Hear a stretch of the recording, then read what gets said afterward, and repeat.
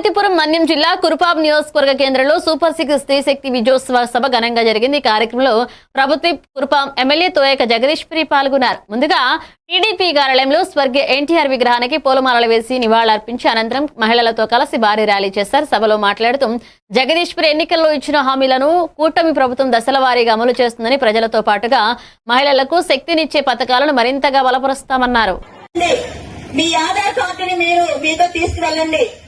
ఎందుకంటే ఎవరికి బాగోలేకపోయినా, ఏ పనికి వెళ్లాలన్నా సరే, మీ దగ్గర డబ్బులు లేకపోయినా సరే, ఒక్క ఆధార్ కార్డుతో వెళ్ళి రావచ్చు। కాబట్టి మీ అందరికీ నేను ఒకటే తెలియజేసుకుంటున్నాను, మీరందరూ కూడా ఈ మంచి అవకాశాన్ని వినియోగించుకోండి।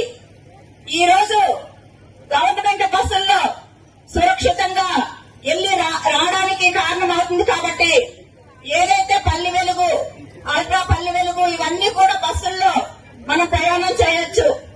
ఇవన్నీ కూడా మరి మీరందరూ చక్కగా సద్వినియోగం చేసుకుంటూ, మరి ఏదైతే మీకు చెప్పానో చెప్పిన విధంగానే మెగా డిఎస్సీని కూడా మొన్నే తీయడం జరిగింది।